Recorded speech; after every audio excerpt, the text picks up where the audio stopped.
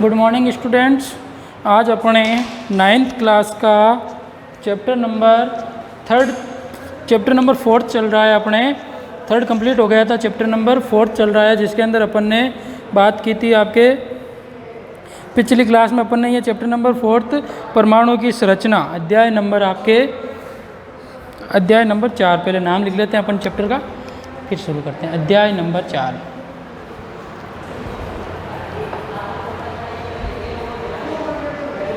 अध्याय नंबर 4 परमाणु की संरचना। परमाणु की संरचना ये अपन ने शुरू किया था। तो परमाणु की संरचना के अंदर अपन ने पढ़ा था पहले 3rd चैप्टर में, तो परमाणु एवं अणु के बारे में बात की। परमाणु एवं अणु, इनकी पूरी डिटेल से बात कर ली कि परमाणु होता क्या, अलग अलग वैज्ञानिकों के मत पढ़ लिए, और परमाणु द्रव्यमान, परमाणु की संरचना, तत्व, यौगिक, सारी चीज़ें पढ़ ली। अणु के अंदर अपन ने आणविक द्रव्यमान, मोल, संकल्पना, सारी चीज़ें पढ़ ली, ठीक है ना, पिछले चैप्टर में। तो और फिर अपन ने अध्याय नंबर 4 शुरू किया था पिछली क्लास में। तो अध्याय नंबर 4 के अंदर अपन ने पढ़ना शुरू किया कि परमाणु की आंतरिक संरचना के बारे में। तो परमाणु की संरचना के अंदर अपन ने शुरू किया कि परमाणु अविभाज्य कण है, डाल्टन ने बताया। लेकिन कुछ आगे बात करने पर परमाणु की आंतरिक संरचना के बारे में बात करते हैं तो ये गलत साबित होता है कि परमाणु की आंतरिक संरचना में क्या होते हैं, 3 कण होते हैं, जो अपन इस चैप्टर में पढ़ेंगे कि इलेक्ट्रॉन, प्रोटॉन, न्यूट्रॉन। तो अपन ने, और इसके अलावा अपन ने बात की कि पदार्थों में आवेशित कणों के बारे में बात की। तो आवेशित कणों के अंदर क्या जाना अपन ने कि 19वीं शताब्दी में एक वैज्ञानिक हुए थे। कौन से आपके वैज्ञानिक का नाम था आपके जे थॉमसन। जे थॉमसन ने क्या बताया कि परमाणु के अंदर क्या होता है, एक अवपरमाणु कण होता है। परमाणु में एक अवपरमाणु कण होता है, उस कण को उन्होंने नाम दिया था इलेक्ट्रॉन। उस कण को उन्होंने क्या नाम दिया, इलेक्ट्रॉन, ठीक है। और इसके अलावा एक और वैज्ञानिक हुए थे,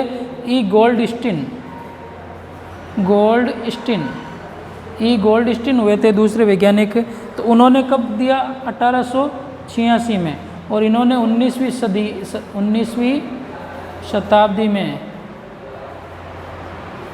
शताब्दी में कहा।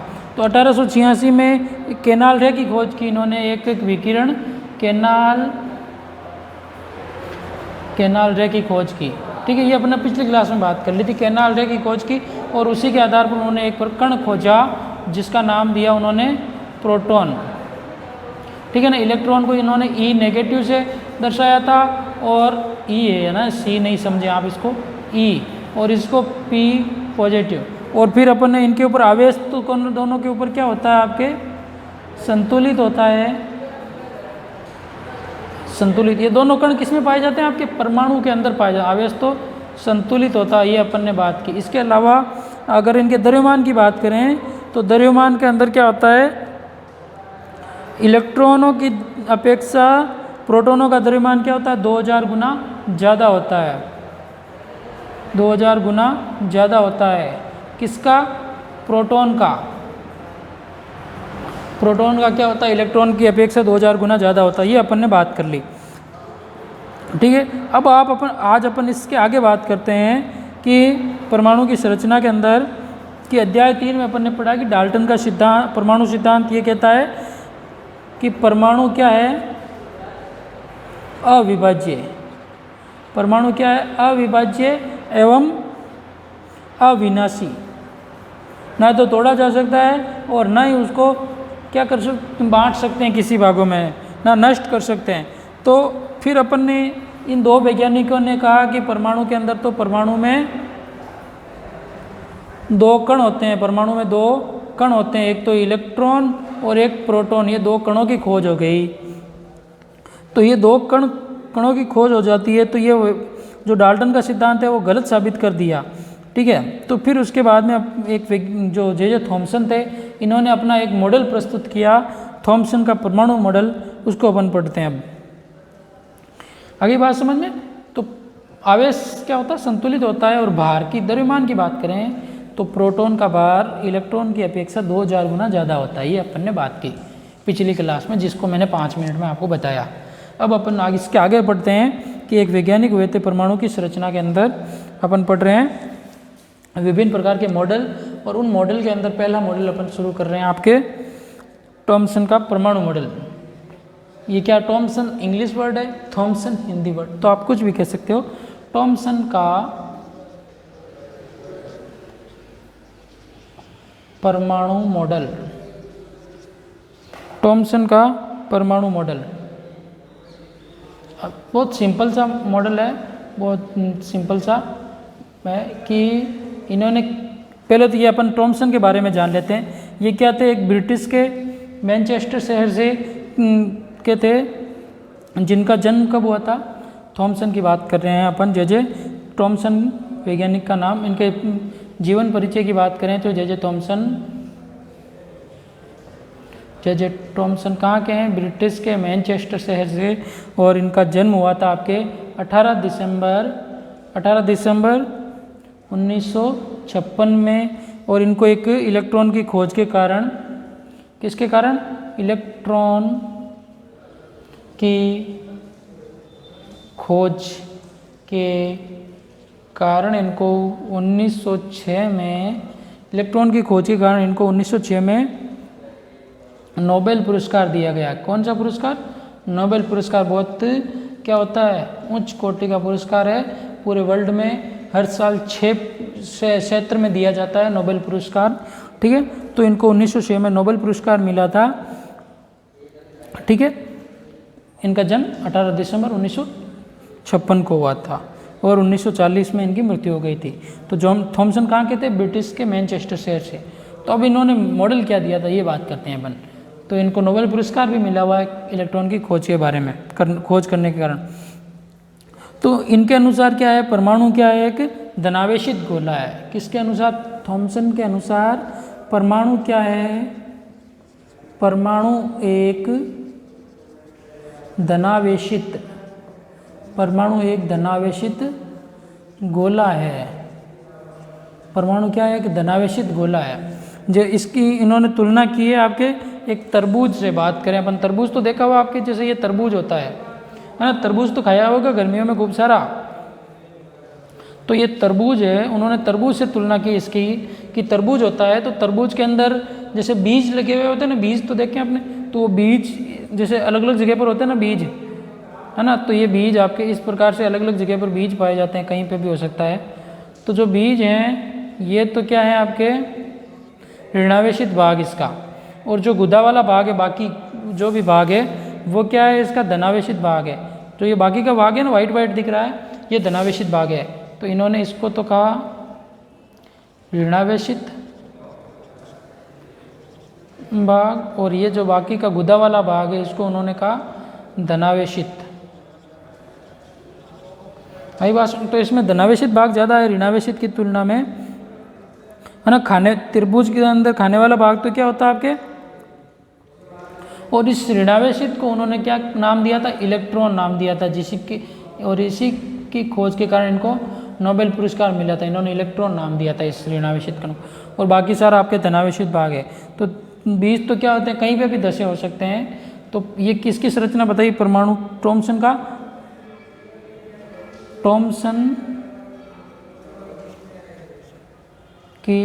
थॉमसन का परमाणु मॉडल था ये, थॉमसन का परमाणु मॉडल, कि ये जो तरबूज है इसके अंदर जो बीज धसे हुए थे वो तो इलेक्ट्रॉन है, और जो खाने वाला भाग है या फिर गुदा वाला भाग है वो धनावेशित भाग है। तो धनावेशित भाग ज़्यादा होता है बीज की मात्रा की तुलना में। तो इस प्रकार से थॉमसन ने बताया। इसके अलावा इन्होंने एक और बात कही कि अगर अपन तरबूज नहीं जानते हैं तो आपने केक देखा होगा, है ना। ये केक होता है, तो केक के अंदर जो सूखे मेवे लगे हुए होते हैं, सूखे मेवे मतलब जैसे बादाम है, काजू है, किशमिश है ना। जो तो है आपके क्या है, इलेक्ट्रॉन। जो बादाम, काजू, किशमिश केक के अंदर होते हैं सूखे मेवे, है ना, सूखे मेवे, वो तो हैं आपके ऋणावेशित मतलब इलेक्ट्रॉन वाला भाग। और बाकी जो केक होता है वो भाग क्या है आपके, वो भाग क्या है आपके धनावेशित भाग। तो इस प्रकार से थॉमसन ने कहा कि जो तरबूज के अंदर बीज होते हैं वो तो इलेक्ट्रॉन के रूप में, वो जो गुदा वाला भाग है, खाने योग्य भाग है, वो प्रोटॉन या फिर धनावेशित भाग के रूप में। प्रोटॉन की तो उस समय खोज हो नहीं रखी थी, ठीक है ना, तो ये धनावेशित भाग है। तो इस प्रकार से थॉमसन ने परमाणु के बारे में बताया, ठीक है। थॉमसन के परमाणु मॉडल के बारे में अपन बात कर सकते हैं। इसके अलावा थॉमसन ने परमाणु के बारे में और भी बातें की। जैसे अपन बात करें तो थॉमसन ने क्या प्रस्तावित किया, आगे बात में, एक तो तरबूज की तुलना, ये तो क्या आपके तरबूज और ये आपके केक, किसी से भी आप समझ सकते हैं, है ना, दोनों के आधार पर किसने बताया, थॉमसन ने बताया। मिटा दूँ ये, आगे होगी समझ, सिंपल सी बात है, कोई दिक्कत नहीं है इसमें इतनी, ठीक है, थॉमसन के अनुसार। तो अब इन्होंने क्या कहा, प्रस्तावित किया थॉमसन ने प्रस्तावित किया कि परमाणु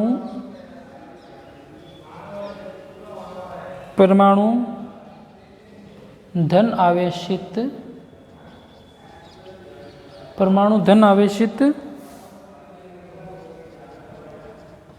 गोले का बना होता है।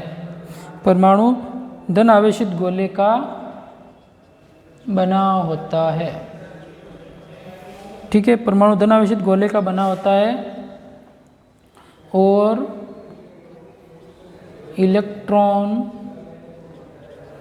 इलेक्ट्रॉन उसमें धंसे रहते हैं, इलेक्ट्रॉन धंसे रहते हैं। पहली बात तो उन्होंने ये कही, ठीक है, थॉमसन ने कहा है। और दूसरी बात इन्होंने कही कि ऋणात्मक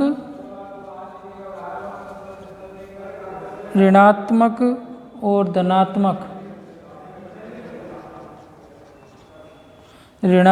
धनात्मक आवेश परिमाण में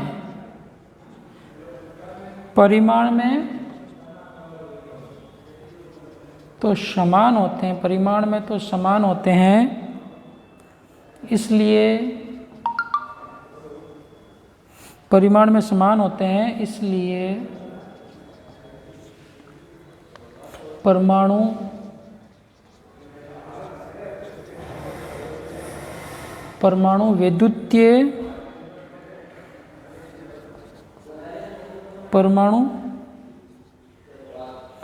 वैद्युतीय रूप से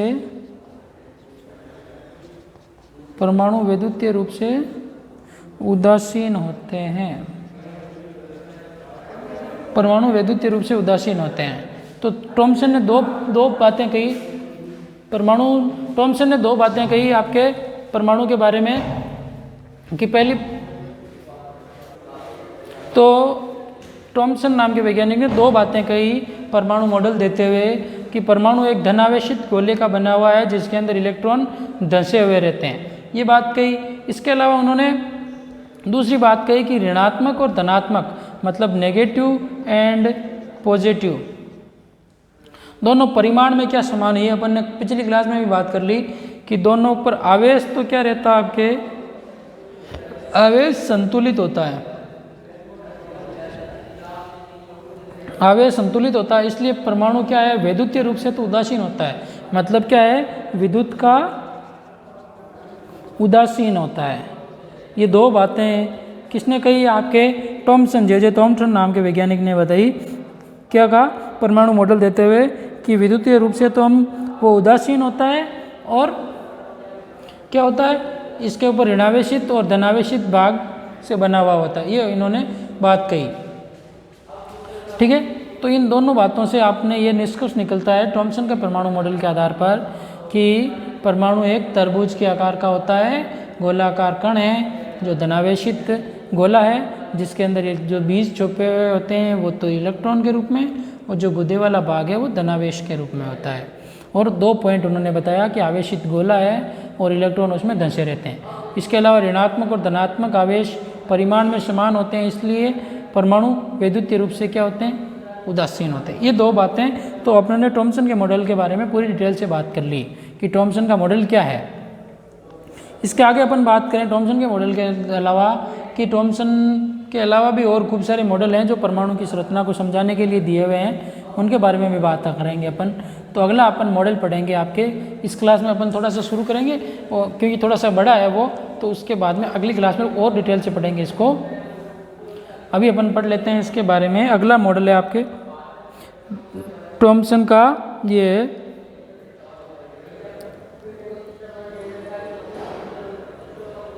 रदरफोर्ड का परमाणु मॉडल, रदरफोर्ड का परमाणु मॉडल। तो अपन शुरू कर रहे हैं रदरफोर्ड का परमाणु मॉडल, रदरफोर्ड का परमाणु मॉडल।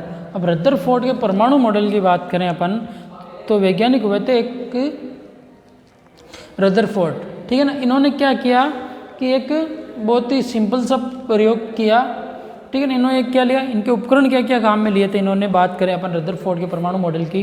तो रदरफोर्ड ने काम में लिया था आपके, सबसे पहले तो एक रदरफोर्ड ने काम में लिया आपके,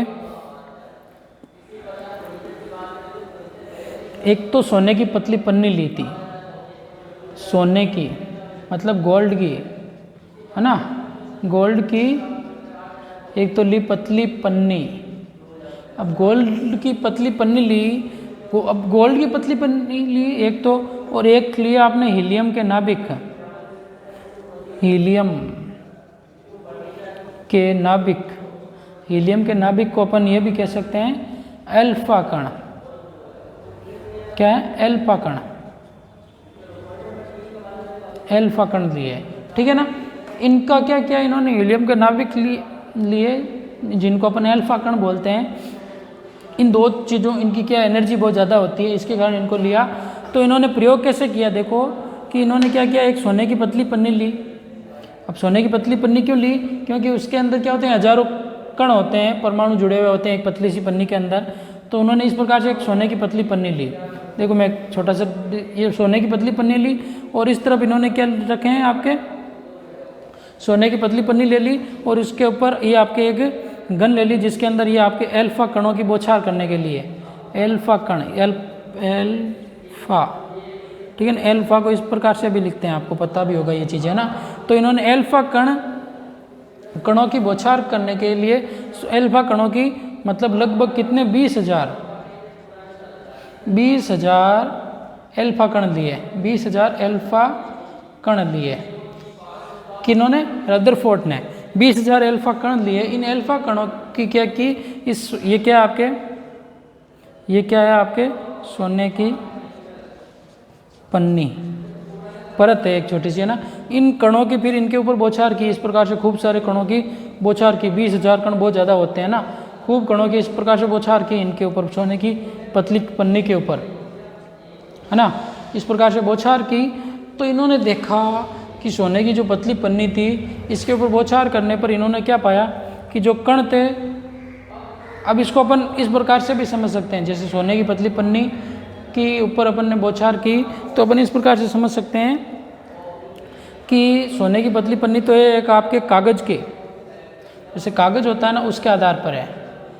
जैसे अपने कॉपी का कागज़ है, किताब का कागज़ है, वो कागज़ है उतना पतली होती है सोने की पतली पन्नी ली, और उसके ऊपर बौछार की। जैसे आपके बारूद का गोला होता है ना, बारूद का गोला, इस प्रकार का दोनों का मेल था कि कागज़ तो बहुत पतला होता, बारूद का गोला आएगा तो वो कागज़ तो फट जाएगा ना, बहुत सिंपल सी बात है।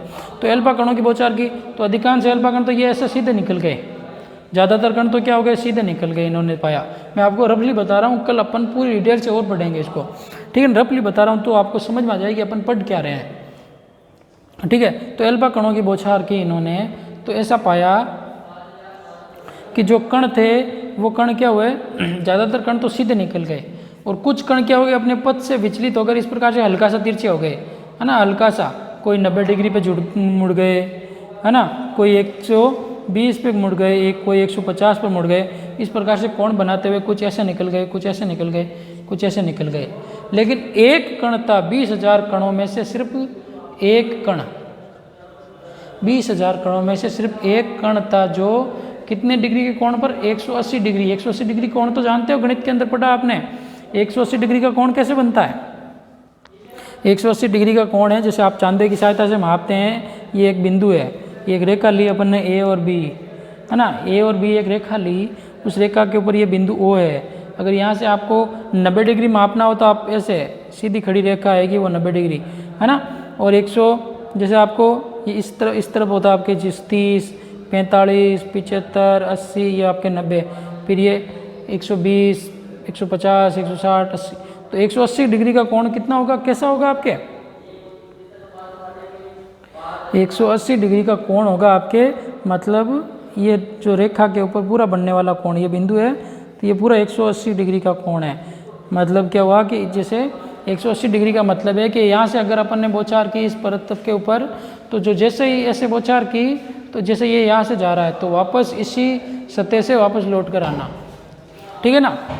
तो वो कण है आपके 180 डिग्री पर। तो 20,000 कणों में से एक कण ऐसा था जो बौछार करने पर वापस अपने उसी पथ पर आ गया, 180 डिग्री के कोण पर लौट कर वापस आ गया। तो वैज्ञानिक जो रदरफोर्ड थे, इन्होंने जो प्रयोग किया था, तो उनको इस प्रकार से आश्चर्य हुआ कि अगर अपन एक पतले से कागज़ पर अगर अपन जैसे बारूद के गोले की बौछार करते हैं, उसके ऊपर मारते हैं, तो वो टकरा कर उस कागज़ से टकरा कर वापस आ जाना, कागज़ से टकरा कर वापस आ जाना उसी पथ पर। इतना अचंभा हुआ उनको, समझ सकते हैं ना अपन। जैसे अपन एक इतना बड़ा सा पत्थर ले रहे हैं, उस पत्थर को आप एक कागज़ के ऊपर मारोगे तो वो पत्थर उस कागज़ से टकरा कर थोड़ी आ जाएगा वापस, वो पत्थर तो उस कागज़ को फाड़ कर आगे निकल जाएगा। लेकिन उन्होंने देखा कि वो पत्थर टकरा कर वापस उसी पथ पर वापस आ गया। तो रदरफोर्ड ने बहुत अचंभा हुआ उन वैज्ञानिक को, आपको भी अचंभा होगा कि आप पत्थर फेंक रहे हो और वो वापस उसी कागज़ से टकरा कर वापस आ जाए। तो ये बहुत अचंभे की बात थी रदरफोर्ड के लिए, है ना। तो उन्होंने इस अचंभे को अपनी किताब के अंदर भी लिखा है कि मेरे को इतना अचंभा हुआ कि जो पत्थर था वो 180 डिग्री के कोण पर वापस आ गया। तो इस प्रकार से उन्होंने बात की। तो रदरफोर्ड ने समझाया कि परमाणु का अधिकांश भाग तो क्या है, तो इसके आधार पर उन्होंने ये निष्कर्ष निकाला। अपन पूरे डिटेल से लिखेंगे इन्होंने क्या क्या लिखा, क्या क्या निष्कर्ष निकाले, अपन समझने के लिए बात करें। मिटा दूँ ये तो,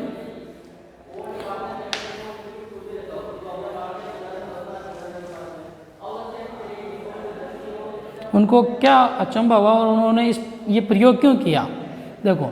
और उनसे क्या निष्कर्ष निकाला, उन्होंने निष्कर्ष निकाला कि परमाणु का जो है, परमाणु का अधिकांश भाग तो क्या है, अधिकांश भाग तो खोखला है। खोखला मतलब खाली है ना। जैसे क्यों खाली कैसे है कि उन्होंने देखा कि जो टकरा कर वापस टकरा कर सीधे निकल गए। अगर कोई चीज़ नहीं होगी सामने तो वो सीधे निकल जाएंगे। अगर हल्का सा कुछ होगा तो, और कुछ कण जैसे कुछ जगह पर जैसे जो कण घूमते हैं उसके अंदर, तो उन कणों से टकरा कर पथ विचलित हुआ ना, उसका क्या पथ विचलित हुआ। तो उन्होंने कहा कि कुछ जगह पर उनके ऊपर अंदर कण पाए जाते हैं। तब तक उन्होंने कुछ नहीं बताया कि कण कहाँ होते हैं, कैसे होते हैं। उन्होंने फिक्स जगह नहीं बताई कि कण कहाँ पर होते हैं। उन्होंने कहा कि कुछ जगह पर कण पाए जाते हैं, लेकिन इन्होंने एक बात कही कि जो परमाणु का द्रव्यमान एक बिंदु पर केंद्रित है, एक बिंदु पर केंद्रित है। और उस बिंदु को नाम दिया उन्होंने, उस बिंदु को नाम दिया उन्होंने, क्या नाम दिया उन्होंने, नाभिक नाम दिया। नाभिक किन्होंने, वैज्ञानिक रदरफोर्ड ने। उस बिंदु को उन्होंने नाम दिया नाभिक। तो इस प्रकार से उन्होंने कहा कि परमाणु का अधिकांश भाग तो क्या होता है, खोखला होता है। कुछ उन्होंने पथ विचलित होने पर उन्होंने कहा कि उसके अंदर, उन्होंने कहा कि कण भी पाए जाते हैं उसके अंदर, ठीक है। कुछ जगह पर कण पाए जाते हैं और परमाणु का संपूर्ण जो द्रव्यमान है वो एक बिंदु पर केंद्रित है, और उस बिंदु को नाम दिया उन्होंने नाभिक नाम दिया। और नाभिक के अंदर क्या होते हैं, पॉजिटिव चार्ज पाया जाता है, ये उन्होंने कहा। तो रदरफोर्ड ने इसकी कुछ कमियां भी रही थी। इन्होंने क्या किया, सोने की पतली पन्नी क्यों काम में ली, अल्फा कण ही क्यों काम, अल्फा कण इसलिए काम में लिए थे क्योंकि उनकी क्या होती है, एनर्जी ज़्यादा होती है। ठीक है, ऊर्जा ज़्यादा होती है। और सोने की पतली इसलिए काम में ली कि जैसे सोने की पतली पन्नी की विशेषता देखें अपन, मिटा दूँ ये चीज़ें तो, सोने की पतली पन्नी की अगर अपन विशेषता देखें तो सोने की पतली पन्नी के अंदर क्या होते हैं, इस प्रकार के आपके हजारों कण पाए जाते हैं।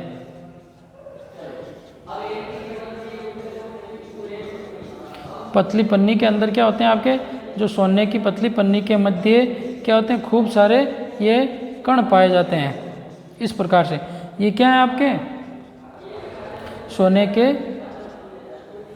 परमाणु हैं, छोटे छोटे कण हैं इसके अंदर, ठीक है। तो ये आपके सोने की पतली पन्नी को अगर अपन जूम करके देखते हैं तो इस प्रकार से दिखाई देते हैं। फिर अपन इसके ऊपर बौछार करेंगे, ऐसे अपन ऐसे बौछार करेंगे तो ये कोई इस परमाणु से टकराएगा, कोई इस परमाणु से टकराएगा, इस प्रकार से। तो उन्होंने सोने की पतली पन्नी लेने के पीछे भी कारण था, और उन्होंने एल्फा कणों के लेने के पीछे भी कारण था, और उन्होंने बहुत अच्छा प्रयोग किया। रदरफोर्ड का प्रयोग बहुत मान्य भी हुआ, लेकिन कमियां तो सभी की रहती है, जो काम करते हैं उनकी कमियां भी रहती है। लेकिन रदरफोर्ड ने अच्छा प्रयास किया परमाणु की संरचना को समझाने के लिए, कि परमाणु की आंतरिक संरचना किस प्रकार की हो सकती है, परमाणु के अंदर क्या क्या होता है आपके, ठीक है, और परमाणु की आंतरिक संरचना किस प्रकार से हो सकती है, इनके बारे में उन्होंने काफ़ी अच्छा प्रयास भी किया। तो अपन ने आज की क्लास में क्या पढ़ा, एक तो थॉमसन का मॉडल पढ़ा, थॉमसन का परमाणु मॉडल। थॉमसन का परमाणु मॉडल इन्होंने कहा किससे तुलना की, परमाणु की तरबूज से। इन्होंने तुलना की आपके तरबूज से, कि तरबूज का जो गुदा वाला भाग होता है वो तो धनावेशित होता है, और जो बीज वाला भाग है वो ऋणावेशित होता है, ये थॉमसन ने कहा। और जो ऋणावेशित भाग है उनको उन्होंने नाम दिया इलेक्ट्रॉन। और इलेक्ट्रॉन की खोज करने के कारण इनको क्या मिला था, 1906 में नोबेल पुरस्कार भी मिला था, नोबेल पुरस्कार भी मिला था। किसकी खोज के कारण, इलेक्ट्रॉन की खोज के कारण। किसको, वैज्ञानिक जे थॉमसन को, ठीक है ना। ये अपन ने आज की क्लास में बात की। फिर अपन ने रदरफोर्ड के परमाणु मॉडल की कुछ डिटेल पढ़ी, उसके बारे में अपन पूरा विस्तृत वर्णन इसका अपन लिख कर करेंगे अगली क्लास में, ठीक है ना।